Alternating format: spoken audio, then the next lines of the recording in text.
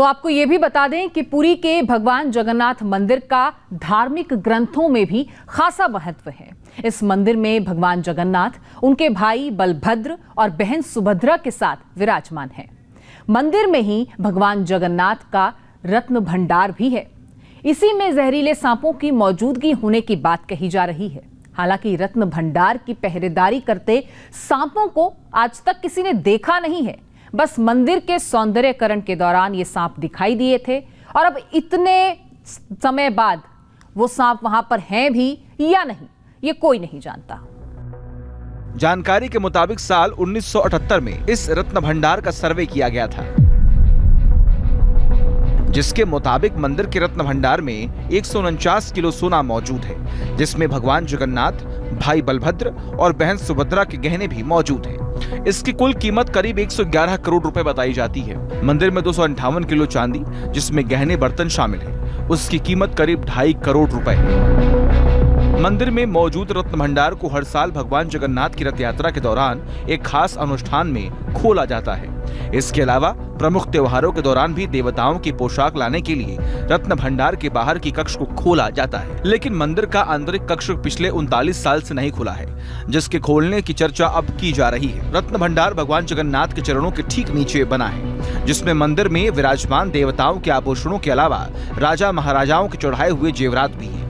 बताते हैं कि मंदिर के तहखाने में भीतरी और बाहरी दो अलग अलग रत्न भंडार हैं। भीतरी रत्न भंडार में कीमती जेवर, उपहार और चढ़ावा मौजूद है, लेकिन भीतरी रत्न भंडार कई दशक से बंद है, जबकि मंदिर के बाहरी रत्न भंडार में भगवान के श्रृंगार के लिए इस्तेमाल होने वाले जेवर रखे जाते हैं। बाहरी रत्न भंडार को वक्त वक्त पर खोला जाता रहा है।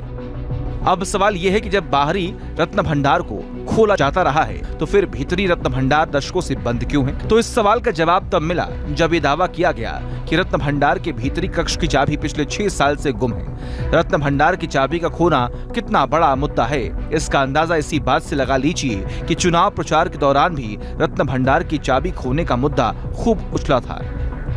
पिछले 6 साल से श्री रत्न भंडार की चाबी का अता पता नहीं है। 6 साल हो गए, रत्न भंडार की चाबी खो गई है। आपको बता दें कि साल 2018 में रत्न भंडार की चाबियां खोने के बाद तत्कालीन मुख्यमंत्री नवीन पटनायक ने मामले की जांच के आदेश दे दिए थे। जांच के लिए गठित कमेटी ने करीब 2 हफ्ते बाद एक लिफाफा मिलने की बात कही थी, जिस पर लिखा था भीतरी रत्न भंडार की डुप्लीकेट चाबी। इस लिफाफे के साथ जांच कमेटी ने 29 नवंबर 2018 को 324 पन्नों की रिपोर्ट भी राज्य सरकार को सौंप दी थी।